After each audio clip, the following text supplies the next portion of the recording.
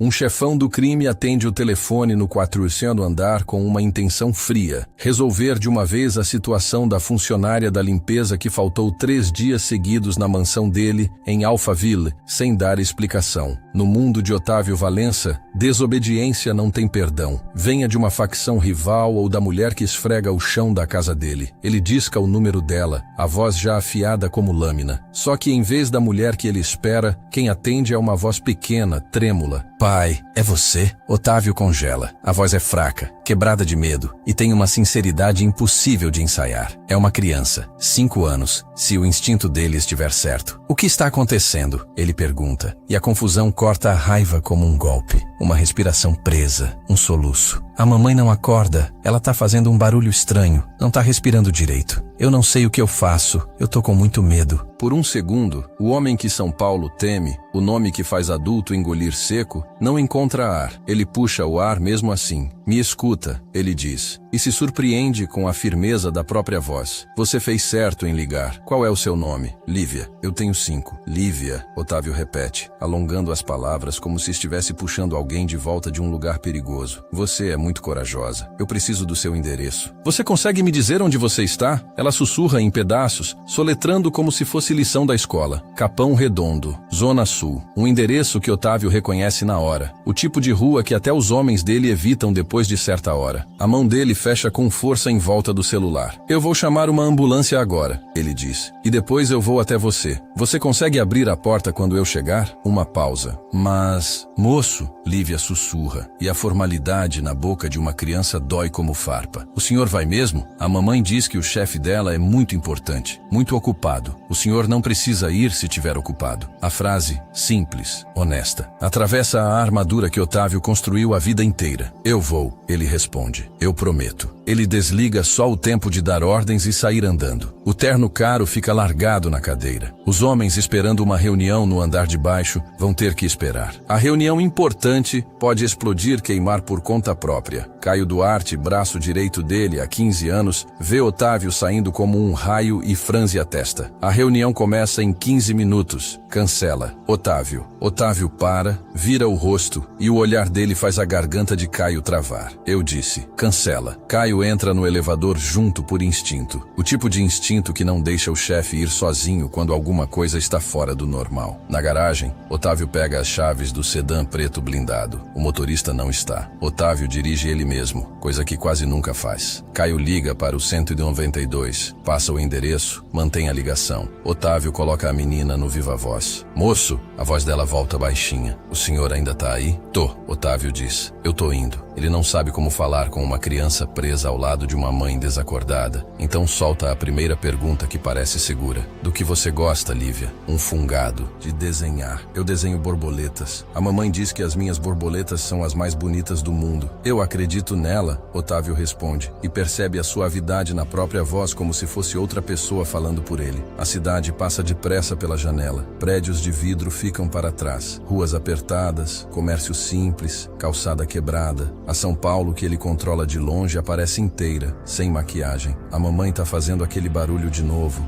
Lívia sussurra, tá mais alto. Otávio aperta mais o volante. Você tá indo muito bem. A ambulância tá a caminho. Fica perto dela, mas não sacode. Você consegue colocar a mão no ombro dela e falar com ela? Eu fiz, Lívia diz. Eu pedi para ela acordar. O peito de Otávio dói com a imagem de uma menina de 5 anos tentando ser adulta no lugar dos adultos. Ele olha rápido para Caio. Por um instante, o calor some do rosto e a frieza antiga volta. Liga pro Nando, Otávio diz baixo. Manda 2 homens para esse endereço. Sem arma, sem cena. Quero o corredor seguro antes de a gente entrar. Caio não discute, só concorda e liga. O carro para em frente a um prédio de 4 andares, tijolo aparente, rachaduras por toda parte. Uma escada de incêndio enferrujada se agarra na lateral como coluna ferida. O carro caro ali parece indecente, como joia caída no barro. Otávio sobe as escadas de 2 em 2. O corredor cheira a umidade e óleo velho de cozinha. A luz pisca. A pobreza fica nos cantos, como uma sombra extra. A porta do apto 37 já está entreaberta. Lívia aparece. Menor do que ele imaginou. Cabelo castanho cacheado embaraçado abraçado, preso com um elástico gasto. Olhos verdes inchados de chorar, mas segurando uma chama fina de esperança. O senhor veio mesmo, ela sussurra como se fosse uma oração que deu certo. Otávio Valença, chefe, homem temido, dono de decisões, se ajoelha no chão sujo do corredor para ficar na altura dela. Eu tô aqui, ele diz. Me leva até a sua mãe. A mãozinha dela segura 2 dedos dele, quente e pequena, e puxa Otávio para dentro. O apartamento é pequeno, limpo de um jeito quase desafiador. Uma mesa diferente das cadeiras. Uma estante com poucos livros infantis, lombadas gastas. A geladeira meio aberta, quase vazia. Leite, verduras murchas, ovos. No fogão, uma panela de miojo frio. Mas são as paredes que param Otávio. Borboletas, centenas. Desenhos de giz de cera colados por todo lado. Roxo, amarelo, azul, rosa, cobrindo rachaduras e manchas de infiltração como se a menina estivesse tentando transformar ruína em cor. Uma criança de 5 anos tentando decorar a própria tristeza. No sofá, gasto, está Patrícia Nascimento, a mulher que ele via pelos corredores da mansão. 27, sempre calada, sempre invisível. Ali, ela está pálida, magra demais, sem cor nos lábios, respirando curto e errado. Otávio toca o pulso dela. Fraco, mas existe. Ele sente vergonha subir como ácido. Cada lustre da casa dele custa o que aquele lugar custa em 1 ano. Uma única garrafa cara da adega dele daria comida para aquela mãe e aquela filha por semanas. E ela esteve limpando o chão dele enquanto adoecia em silêncio. A sirene chega. 2 socorristas entram rápido, profissionais, objetivos. Avaliam Patrícia, falam número, colocam acesso. O senhor é parente? Um deles pergunta, olhando Otávio com desconfiança. Otávio abre a boca e percebe que não existe resposta que não soe como confissão. Eu sou o responsável, ele diz. Lívia agarra a barra da calça dele com as 2 mãos, como se ele fosse a única coisa firme no mundo. E a criança? O outro socorrista pergunta. Ela vai comigo. Otávio responde na hora. Caio olha de lado, questionando, mas não confronta. Dá pra ver, não é lógica, é instinto. No hospital, Otávio assina papéis que nunca imaginou assinar. Paga tudo sem hesitar. Senta num corredor branco e tenta respirar a verdade. Ele quase demitiu uma mulher que simplesmente não conseguiu mais ficar de pé. Quando Patrícia acorda, vê Otávio e entra em pânico. O monitor dispara. Senhor Valença, por favor, ela sussurra, rouca. Eu sinto muito. Por favor, não. A Lívia, minha filha, mesmo quebrada, ela acha que ele veio punir. O peito de Otávio afunda. Patrícia, ele fala baixo, com a mesma voz calma que usou com Lívia. A Lívia tá segura, ela comeu. Ela tá na minha casa. Você não precisa se preocupar com ela. Você precisa melhorar. Patrícia encara, presa entre medo e incredulidade. Por quê? Por que o senhor tá fazendo isso? Otávio não inventa desculpa. Por que você não contou pra ninguém que estava doente? Ele pergunta. Patrícia vira o rosto. Lágrimas entram no travesseiro. Porque eu tinha medo de perder meu emprego. Ela sussurra. Se eu perco meu emprego, a Lívia não come. Eu aguento dor.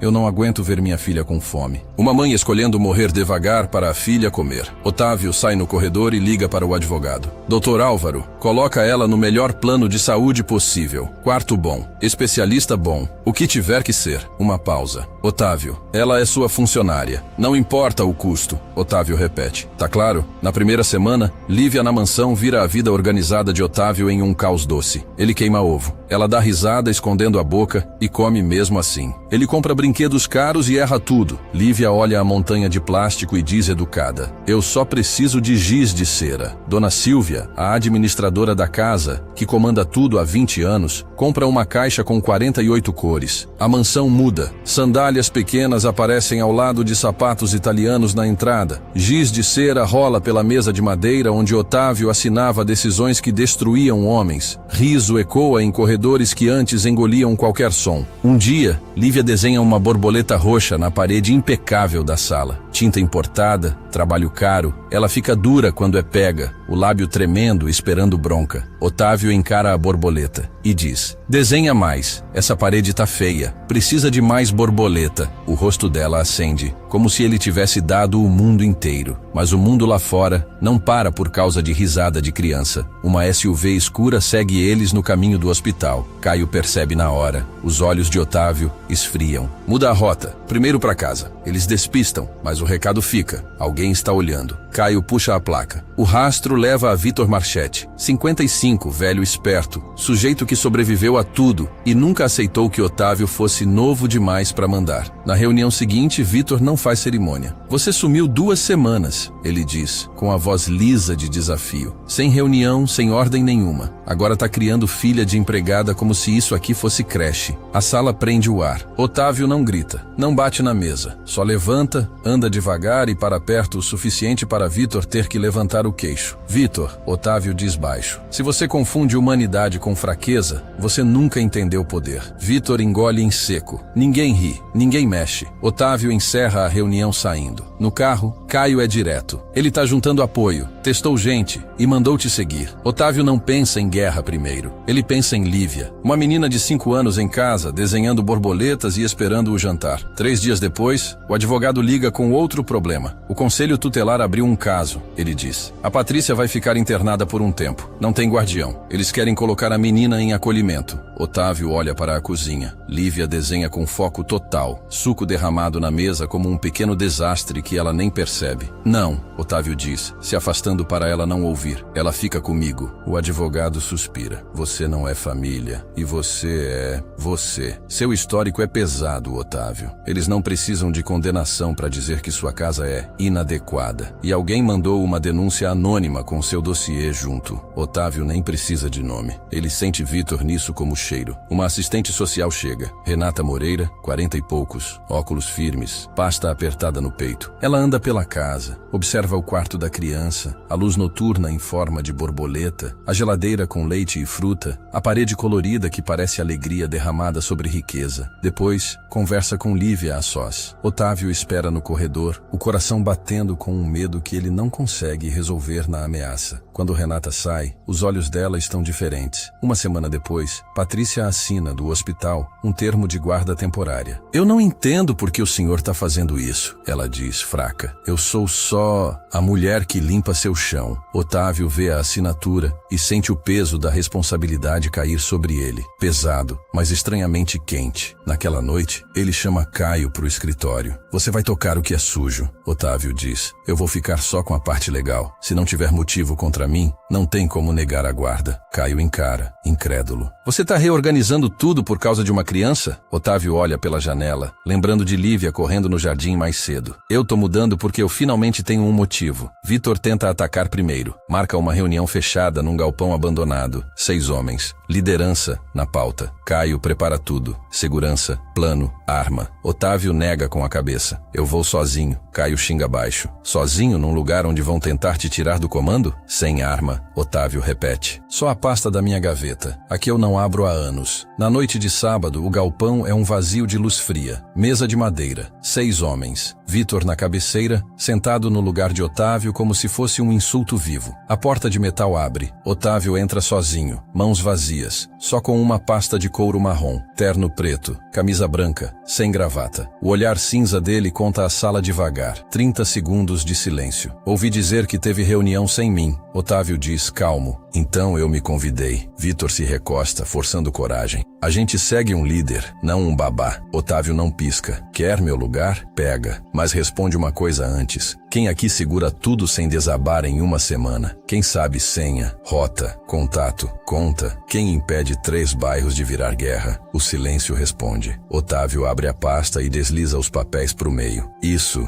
ele diz quase gentil, é cada centavo que o Vitor Marchetti tirou do fundo comum nos últimos 3 anos. Data, valor, destino. A cor some do rosto de Vitor. Otávio inclina a cabeça. 2 opções. Você some, quieto, e vai viver a sua vida longe. Ou eu garanto que cada homem aqui saiba exatamente o que você tirou dele. Vitor encara os documentos como se fossem sentença. Ele não grita, não implora, só levanta e diz uma palavra. Longe. Ele sai. Ninguém impede. Otávio olha para os outros. Mais alguma coisa? 5 cabeças baixam. Ele vai embora do jeito que entrou, sozinho. De volta à mansão, a casa está escura, silenciosa. Otávio sobe de meia e senta na beira da cama de Lívia. Ela dorme abraçada num urso enorme, a luz de borboleta desenhando sombras suaves no teto. Ele observa a respiração dela e pela primeira vez entende o que é força de verdade. Não medo, não controle, segurança. No dia seguinte, antes do sol nascer, Otávio volta ao hospital. O prédio de vidro e dinheiro se impõe na frente dele. Um lugar onde quem tem plano ganha tempo tempo, e quem não tem acaba em silêncio. O médico, Dr. Henrique Azevedo, nefrologista de cabelo grisalho, o recebe numa sala pequena. Quando o nome de Otávio é dito, o médico fica cauteloso. O senhor está como responsável financeiro, ele diz, abrindo o prontuário. Então eu posso falar com o senhor. Otávio assente. Quero a verdade, e a verdade vem sem suavizar. A Patrícia está em estágio avançado de doença renal crônica, o médico explica. Função muito baixa, desidratação grave, desnutrição. Ela precisa de diálise regularmente e vai precisar de transplante se quiser ter uma vida normal. A mandíbula de Otávio trava. Ele segura o rosto como segura em negociação, mas por dentro tudo inclina. Há quanto tempo ela sabe? Pelo menos 6 meses. Uma unidade básica identificou e orientou o tratamento. Ela não voltou. Por quê? O médico encara Otávio por um segundo, como se medisse quanto de honestidade um homem poderoso aguenta. Sem plano de saúde, sem dinheiro, com filha pequena, ela provavelmente achou que se parasse de trabalhar, perdia o emprego. Ela escolheu entre tratar e alimentar a filha. A boca de Otávio seca. A frase de Lívia volta como faca. A mamãe diz que o chefe dela é muito importante. Aqueles 3 dias não foram folga. Foi o corpo dela apagando enquanto ela tentava continuar sorrindo numa casa que cheira a luxo. Para ser direto, o médico conclui. Ela está adoecendo há meses. Otávio sai da sala e encosta na parede branca. O ar é estéril, mas não parece limpo. Ele fecha os olhos e vê a parede do apartamento cheia de borboletas cobrindo infiltração. Uma criança tentando consertar o mundo com cor porque ninguém tem dinheiro para consertar de verdade. Pela primeira vez na vida, Otávio não se sente rico. Ele se sente cúmplice. De volta à mansão, Lívia acorda cedo e desce em meia, esfregando os olhos. Tio Otávio, ela chama, com a voz ainda sonolenta. Ele está na cozinha, olhando uma geladeira cheia de comida cara que de repente parece sem sentido. Ele se vira e Lívia corre e abraça a cintura dele como se precisasse ter certeza. Você ainda tá aqui, ela sussurra. Eu tô aqui, ele responde, percebendo como essa frase é diferente de tudo que ele já prometeu usando medo. Nos dias seguintes, Lívia aprende a casa como quem aprende um planeta. Segue Dona Silvia, faz perguntas sem parar e insiste em levar um desenho de borboleta ao hospital em toda visita. Patrícia, quando consegue, sorri para a filha. Quando Lívia não vê, chora. Vergonha e alívio misturados. Ela não quer pena, quer a filha segura. Otávio aparece mesmo assim. Ele paga a diálise sem perguntar valor. Coloca nos contratos da parte limpa da empresa uma regra nova. Licença médica sem retaliação, plano de saúde sem enrolação, um fundo de emergência real. Ele assina com a mesma mão que antes assinava só o que aumentava o poder dele. Caio observa tudo calado por um tempo. Até que numa noite, quando Otávio desliga o celular no meio de uma ligação importante só para sentar ao lado da cama de Lívia, Caio solta, quase para si. Você tá fazendo mesmo. Otávio não pergunta o que ele quer dizer. Ele sabe. O processo do conselho tutelar vira outra frente de guerra. Papel, visita, inspeção. Um sistema que não se intimida porque seu nome assusta gente na rua. Renata Moreira volta 2 vezes. Observa rotina, alimentação, horário, segurança. Pergunta, em particular, se há armas na casa. Caio responde seco. Não no mundo dela. Renata olha como quem tenta decidir se acredita. E senta com Lívia de novo. Lívia, você sente medo aqui?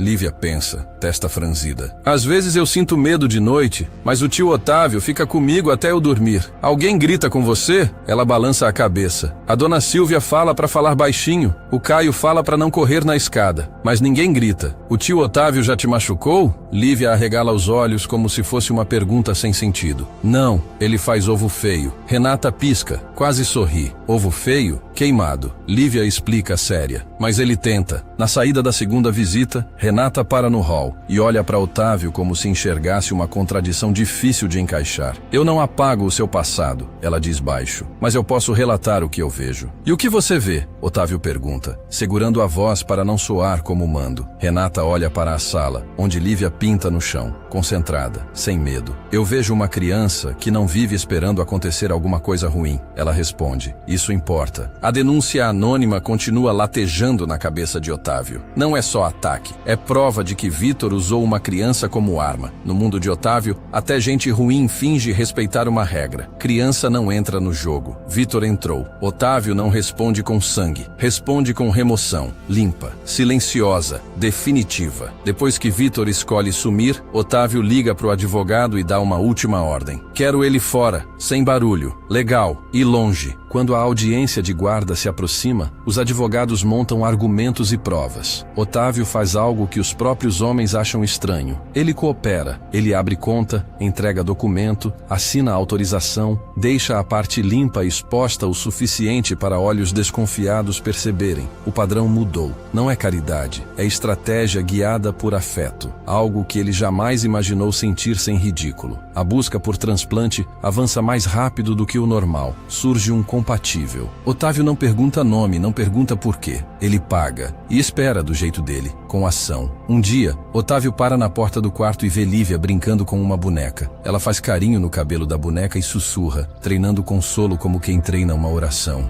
Boa menina, a mamãe tá aqui. A mamãe não vai embora. Não fica com medo. A cena acerta Otávio em cheio porque traz eco de outra memória. Um menino, anos atrás, perguntando para onde o pai ia enquanto uma mala cruzava a porta. Tio Otávio, Lívia pergunta percebendo o rosto dele. Você tá triste? Otávio senta no tapete. Eu sinto falta de outra criança, ele admite. Um menino que eu devia ter amado do jeito certo. Quantos anos ele tem? 14. Onde ele tá? Em Belo Horizonte. Lívia pensa um segundo e diz a coisa mais simples do mundo. Então liga pra ele. Eu liguei pra você. Você pode ligar pra ele também. A frase abre alguma coisa por dentro. Mais tarde, sozinho no escritório, Otávio olha o celular como se fosse arma. Ele acha o contato que não tocava há anos. Rafael Valença. Ele aperta ligar. Uma voz adolescente atende. Alô? A garganta de Otávio aperta. Rafael, é o seu pai. Silêncio. Pesado. O relógio parece julgar. Anos. Rafael diz. Frio. Sem aniversário. Sem nada. Eu esperei. Depois eu parei. Eu não tenho desculpa. Otávio responde. Eu errei. Por que agora? Otávio olha para a cozinha, onde Lívia mastiga biscoito e fala com Dona Silvia com uma certeza brilhante. Porque uma menina de 5 anos me ensinou que nunca é tarde para atender o telefone. Outro silêncio. Diferente. Eu não tô prometendo nada. Rafael fala mais baixo. Mas eu vou pensar. Isso já é muito. Otávio sussurra. Obrigado. Naquela noite, ao lado da cama de Lívia, ela pergunta com os olhos muito abertos. Tio Otávio, eu posso te chamar de pai? Otávio sente o coração falhar um instante. Ele não merece. E mesmo assim, quer mais do que já quis poder. Pode, ele responde baixo, se você quiser. Lívia sorri como se a luz tivesse enchido o quarto. Pai Otávio. Ela sussurra e o sono leva. Semanas depois, o transplante de Patrícia é marcado. Na sala de espera, Lívia aperta a mão de Otávio com força. Pai Otávio, a mamãe dói. Sua mamãe tá dormindo, ele diz. Quando a gente dorme, não dói. Você promete? Eu prometo. Horas depois, o cirurgião sai e Otávio entende pela cara antes de qualquer palavra. Deu certo. Lívia pula no colo dele e grita alto, fazendo gente olhar. A mamãe vai ficar boa. Pai Otávio. A audiência de guarda acontece uma semana depois. A juíza, doutora Helena Martins, olha o histórico de Otávio. Passado, suspeita, medo. Por que este juízo deveria acreditar que o senhor é adequado para cuidar de uma criança? Ela pergunta. Otávio levanta. Excelência, eu não sou um homem perfeito. Eu construí minha vida em cima de controle e perdi o que mais importava. Mas uma criança de 5 anos me mostrou que o que tem valor não é dinheiro, nem poder, nem medo. É ser chamado de pai. Caio também depõe. Seco, honesto, sem poesia. Ele queima ovo, conta história ruim, compra brinquedo errado. Caio admite. Mas ele senta do lado dela até ela dormir. Ele desliga o celular no meio de ligação que decidiria a vida de muita gente só para jantar com ela. Ele tá mudando tudo por causa dela. A juíza olha Lívia no fundo da sala, pernas balançando, boneca no colo, olhos sem medo. Fica deferida a guarda legal, ela diz batendo o martelo. Os papéis continuam depois do martelo. Nos dias seguintes, o processo se fecha, a fiscalização encerra e os funcionários, que antes baixavam a cabeça quando Otávio passava, começam a olhar de novo, como se o ar tivesse mudado. Otávio chama todos, e com a mesma firmeza com que antes fazia ameaças, ele impõe uma regra nova. Ninguém vai ser punido por ficar doente. Se precisar tratar, trate. Se precisar de tempo, pegue. Se alguém retaliar, responde a mim. Dona Silvia observa com os olhos brilhando. Patrícia, ainda se recuperando, fica no fundo, com uma dignidade cuidadosa, e Lívia, com giz de cera na bolsa, se inclina e sussurra alto o suficiente para metade da sala ouvir. Viu? O pai Otávio faz regra boa. Algumas pessoas riem, chocadas com o som, e Otávio sente outra mudança. Poder ainda existe, mas já não é a única coisa sustentando a casa. Lívia corre e abraça a cintura dele. Agora eu sou sua filha de verdade, ela sussurra. Você já era, Otávio responde. Agora só tá no papel. Então, numa manhã, o interfone do portão toca. Na câmera está um garoto de 14 anos, mochila nas costas, olhos cinza iguais aos de Otávio. Rafael. Otávio sai. Anos de silêncio ficam entre os dois como muro. Rafael fala com a mandíbula travada. Eu ainda tô com raiva. Eu sei, Otávio diz. A porta abre com força e Lívia dispara descalça, segurando um papel. Rafael! Ela grita. Eu sou a Lívia. Eu desenhei uma borboleta para você ontem porque o pai Otávio disse que você podia vir e eu não sabia quando. Ela mostra o desenho com as duas mãos. Sorriso firme. Rafael olha para a borboleta, depois para a menina, depois, devagar, para Otávio. O canto da boca dele levanta um pouco. Quase nada, mas é real. É uma borboleta bonita, ele diz. Lívia abre um sorriso enorme. A gente tem borboleta na parede também. O pai Otávio disse que a parede é feia. Rafael olha para Otávio, ainda desconfiado. Você deixou ela desenhar na parede? Otávio solta um ar preso. Aquela parede é feia mesmo. Um passo mais perto. Não é perdão. Ainda não. Mas é presença. Eu tô aqui, Rafael diz. Isso já é muito, Otávio responde. Mais tarde, no jardim, Lívia ensina Rafael a desenhar borboletas, giz espalhado na grama. Otávio senta de terno, joelhos na terra, desenhando a borboleta mais feia do mundo. Lívia ri tanto que cai de lado. Você desenha pior do que cozinha, ela decreta. Eu sei, Otávio diz, sorrindo, mas eu tô aqui. Lívia fica séria, como se guardasse uma pergunta importante. Pai Otávio, você se arrepende de ter atendido o telefone naquele dia? Otávio olha para ela, depois para o Rafael, depois para casa. Dona Silvia preparando chá, Patrícia pendurando um casaco na entrada. Tudo começou com uma ligação que ele fez para punir alguém que ele nem tinha enxergado de verdade. Foi o momento mais importante da minha vida, ele diz baixo, porque foi assim que eu encontrei você. Lívia abraça o pescoço dele e sussurra no ouvido, leve como asa. Eu achei que eu tava ligando pro meu pai. No fim, eu liguei pro pai certo. E pela primeira vez em 36 anos, Otávio Valença sente algo que poder nunca deu. Paz. Se essa história tocou seu coração, assista até o final e deixe seu like para que mais pessoas encontrem histórias como essa. Escreva nos comentários. Segundas chances existem. Inscreva-se no Dose de Conhecimento e compartilhe com alguém que precisa lembrar que amor e coragem podem mudar tudo.